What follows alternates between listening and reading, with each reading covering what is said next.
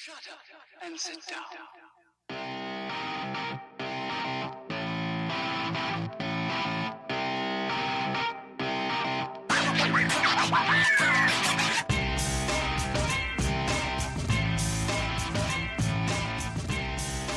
Good morning, good afternoon, good evening, wherever you are. Thank you for tuning in. This is, of course, the Baseball and Beer podcast. I am Brendan Bose coming at you, talking about two of America's greatest inventions ever. Well, as always, yeah, maybe not two of, but you get the point.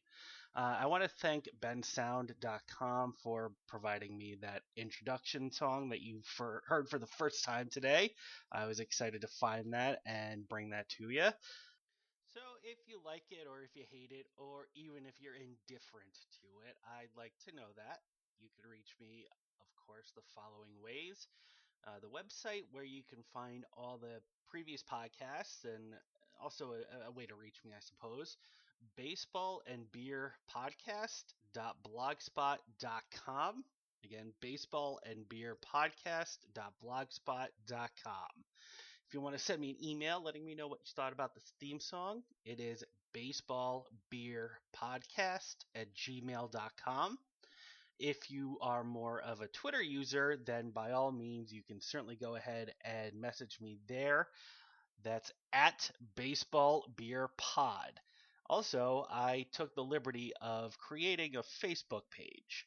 I know that Facebook probably isn't the best way to, get my name out there, but it's another avenue, so I figured I'd start a Facebook page. If you are interested in joining the page, it is facebook.com/baseballbeerpod.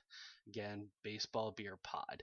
I don't need to be approved, so you can just go ahead and join, and I will see that. So there we go. That's brand new to the podcast.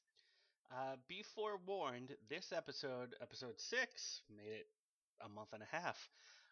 Anyway, this episode is going to be a little bit more baseball heavy than beer heavy.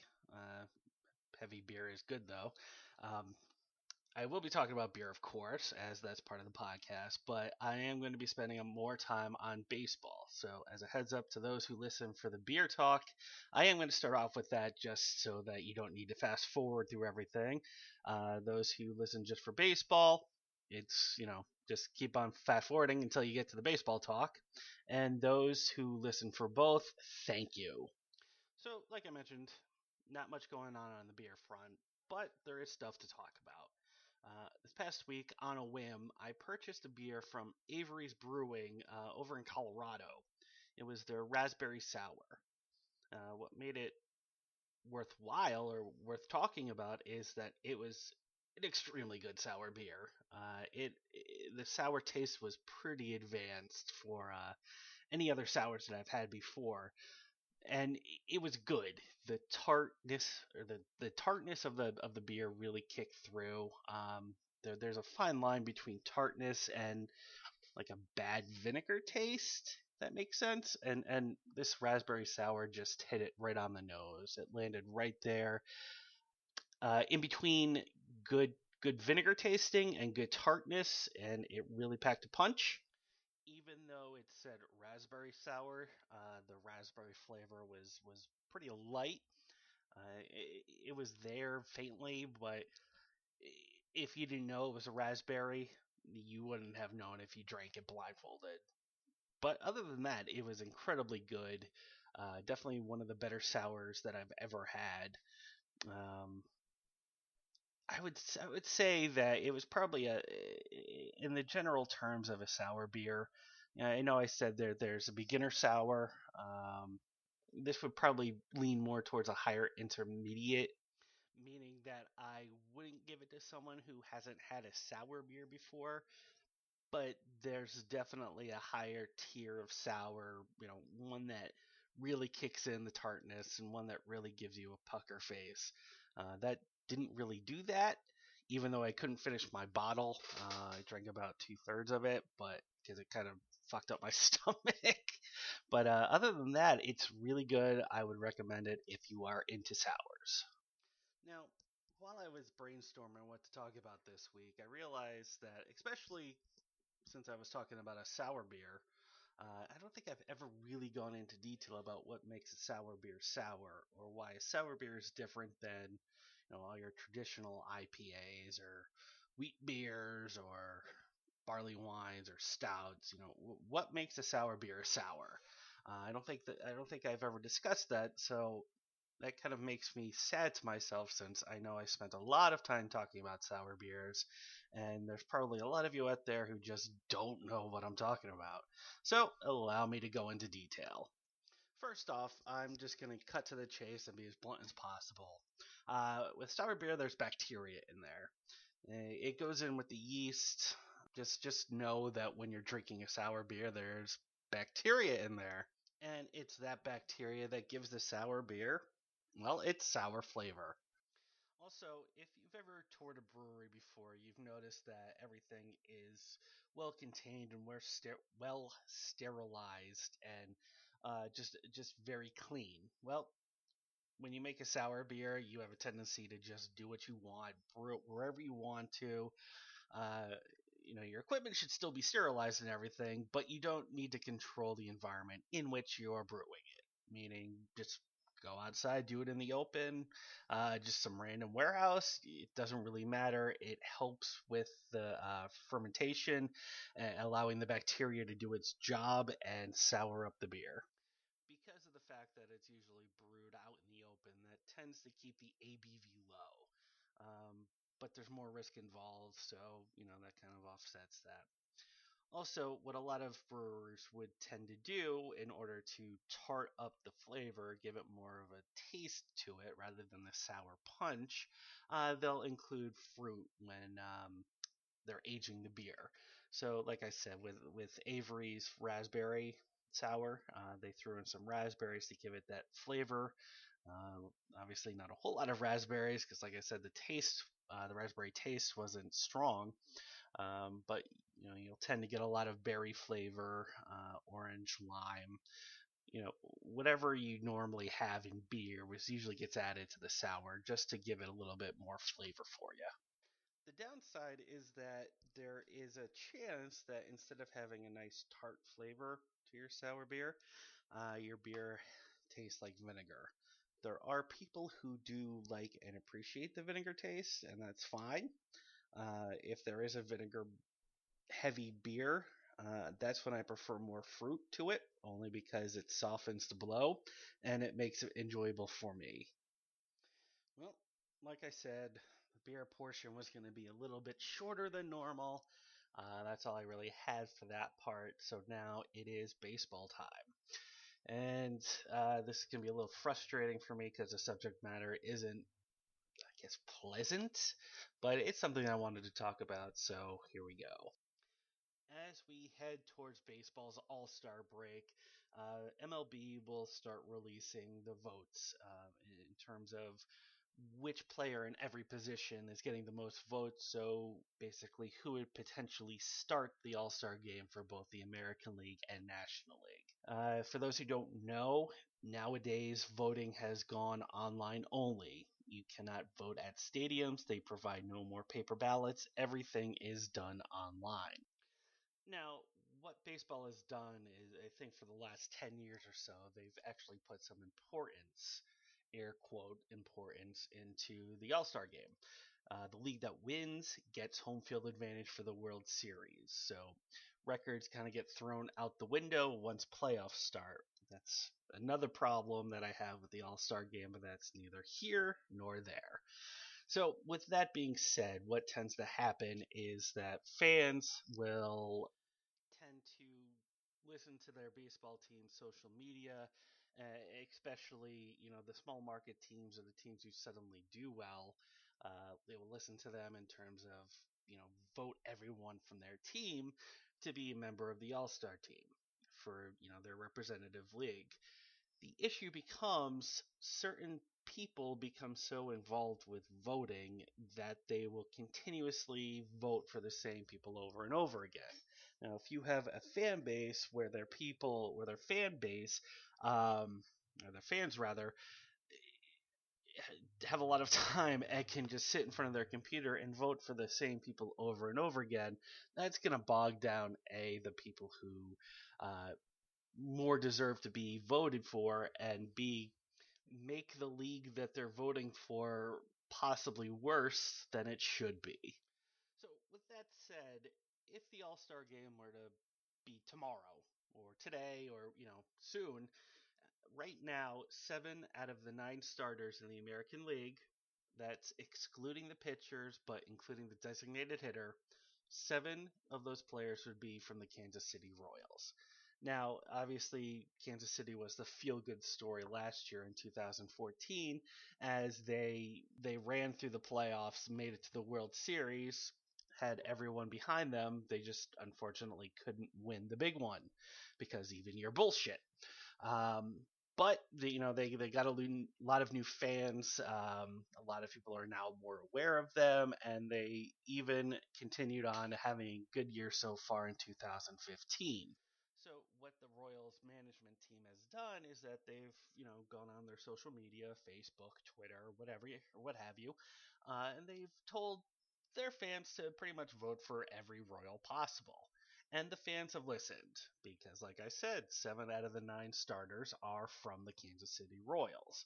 Now, the team itself obviously is good, but that's more of the sum of the parts equaling the whole rather than the parts themselves, if that makes sense. So, just because they're good as a cohesive unit doesn't mean that they're all stars, if that makes sense. Put in perspective, right now the only non-Royal starters are Jose Altuve from the Houston Astros and Mike Trout from the Los Angeles Angels of Anaheim. I had to make sure I said that correctly. The National League is kind of in the same boat, but not as bad. Right now, the St. Louis Cardinals would have starters currently at third base, shortstop, catcher, and 1 outfield spot. And up until very recently, they also had second base. So that would have been 1, 2, 3, 4. That would have been 5 out of 9. But now they're at 4, so that's less than half. But it's still, that makes up a lot of the team. And obviously, St. Louis is good, but again, not all of their players are all stars. To me, you should be voting for the best player in each position, not which player on your team is at that position. So that kind of ruins the quote unquote fun of the All-Star game, especially since Major League has been trying to nail down the importance, again, quote air quotes, of the game by trying to put some importance into it. So if you're just putting guys that you want to see out there, you're obviously not putting together the best team possible. Even if the Chicago White Sox were undefeated at this point in time, I would not vote every single player to be an all-star from the White Sox. Maybe 1, possibly 2, depending on who the best player is. Because, again, not the whole team is that good. I mean, really, Tyler Flowers, an all-star? So what I've done is I went through Fangraphs.com. I would have used BaseballReference.com, but Fangraphs is easier to sort information by position. So what I did is I went through each position and made a note of who had the highest WAR. I'll talk about WAR later on in another episode, but basically what it stands for is wins above replacement.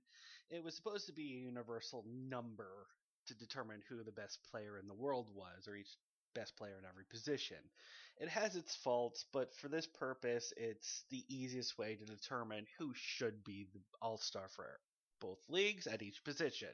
So I'm going to measure up the WAR for each position, for each league, versus who's currently leading, and kind of go over why fan voting is stupid. So first off, at first base for the National League, the highest person with the highest WAR is Paul Goldschmidt of the Arizona Diamondbacks, and lo and behold, he is leading the All-Star votes for the National League. It's different in the American League, where Miguel Cabrera of the Tigers is leading for first baseman in the AL, and that's different as Eric Hosmer of the Royals is currently leading the All-Star voting there. Second base, D. Gordon of Miami is currently leading the National League. just recently, actually. Before it was Colton Wong of the Dirty Dirty Cardinals, one of the 5 from previously. American League, Jason Kipnis for the American League has the highest WAR for second baseman. That's different than who's currently leading the American League. However, it's not a Royal. It's Jose Altuve, like I mentioned before, from the Astros. But if you wanted to go purely on WAR, it is Jason Kipnis from the Indians. For shortstop, the Giants' Brandon Crawford leads the National League shortstops in WAR, and that's different than who's leading the All-Star voting for the National League, as that is Mr. Peralta from the Cardinals, the Dirty Dirty Cardinals. For the American League, currently the leader for the shortstop All-Star voting is Alcides Escobar of the Kansas City Royals, when it should be, based upon WAR, Xander Bogaerts of the Boston Red Sox, who's having a pretty good year. Third base, National League. The All-Star voting has Matt Carpenter, again of the Dirty Dirty Cardinals, as the leader. The Fangraphs WAR leader for third base in the National League is Todd Frazier of the Cincinnati Reds. For the American League, third base is Mike Moustakas. He has the American League third base votes for the All-Star game. Fangraphs disagrees. They have the highest WAR for third base in the American League is Josh Donaldson of the Toronto Blue Jays. Now we got the guys behind the dish, catcher. For our National League, the leader in the All-Star voting is Yadier Molina of, again, the Dirty Dirty Cardinals. Fangraph disagrees. They say Buster Posey of the Giants should be the All-Star. Over in the American League, us fans right now have Salvatore Perez of the stupid Royals as the leading candidate for All-Star. When Fangraphs disagrees, of course, they believe Russell Martin should be the All-Star, based upon WAR, of course. For the outfield, it doesn't go right field, left field, center field. It's just 3 outfield spots. For the National League right now, we the fans have had Bryce Harper, Mike Stanton, and Matt Holliday of the Dirty Dirty Cardinals. Fangraph says it should be Bryce Harper of the Nationals, Jock Peterson of the Dodgers, and Mike Stanton of the Miami Marlins. 2 out of 3 ain't bad. In the American League, fans have selected 2 stupid Royals to represent us in the All-Star game, that being Alex Gordon and Lorenzo Cain. Rounding out, like I mentioned before, is Mike Trout of the Los Angeles Angels of Anaheim. When in reality, if you go by WAR, according to Fangraphs, it should be, again, Mike Trout, but this time it's Yoenis Cespedes of the Detroit Tigers and Adam Jones of the Baltimore Orioles. So those would be your 3 outfielders according to WAR on Fangraphs.com. Now, as National League doesn't use a designated hitter, there is no vote for them, but American League does, so fans are able to vote for a designated hitter. Currently, they have Kendry Morales, let's say it at the same time, of the Kansas City Royals, currently leading the fan vote for the All-Star team, when in reality, our reality being Fangraphs.com WAR values, it should be Nelson Cruz or Jose Bautista, as they both have the same amount of WAR. I believe it's 2.0. However, Jose Bautista also plays the field more often than not, so you should probably give the nod to Nelson Cruz, even though I'm more of a Joey Bats fan myself. Gotta do this objectively, and objectively, Nelson Cruz should probably get that nod. But I would imagine Bautista gets voted in anyway from the players and managers, so it's all good at the end. And there you have it. If you wanted to put the best team in each league on the field for their starters for the All-Star game, there should be no Royals and no Cardinals.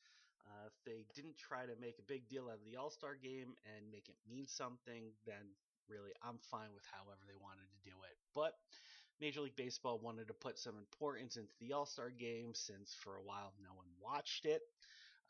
But they didn't change the way people voted, so now we get this garbage. I know Kansas City is a small market team, so it's nice to see that people respect them. But when you're trying to put together the best team possible, you can't look at that. You got to objectively look at every player and put together the best team possible. So hopefully both the Kansas City manager and the Giants manager, both the team representatives who will be managing the All-Star teams, can put together a good reserve roster so that they can put together the best team that they can. Should there be any White Sox on the All-Star team?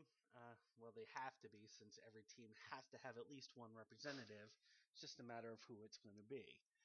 I would not put any position players in there, as they're all hitting below expectations or hitting below their career averages. Certainly wouldn't do that. David Robertson, our closer, has been doing pretty well. I would certainly have no qualms with that. After a couple of rough starts, Chris Sale, our ace, has been looking phenomenal, certainly putting his name in there for a Cy Young nomination. I certainly would not be against him going to the All-Star game. Having him pitch is a different story, but he should definitely get the respect if he continues to go on the way he should. Put it in perspective, yesterday he struck out 14 in 7 innings, I want to say. 2 days ago? Yeah, it was 2 days ago. Rodon pitched yesterday. So, yeah, 2 days ago, Chris Sale pitched 8 innings, struck out 14, leading the team to victory. He should definitely be looked at for an all-star nod, but no position players. And that does it for this week's episode of the Beer and Baseball Podcast. I'm Brendan Bowes. Thank you always for listening. I certainly appreciate it. If you have any questions or want to discuss anything that I've talked about, here are the ways to reach me. Email, I can be reached at baseballbeerpodcast@gmail.com. If you want to visit the website to listen to previous episodes, the website is baseballandbeerpodcast.blogspot.com. If you are a Twitter head, I can be found on Twitter at, where to go, at baseballbeerpod. And again, I have a Facebook page, which you can certainly join to get quick updates as to when episodes go up. I also will sometimes ask questions, get answers from people, and just keep things active. But the Facebook page is /baseballbeerpod. Again, thank you for listening. I am Brendan Bowes, and this is episode 6.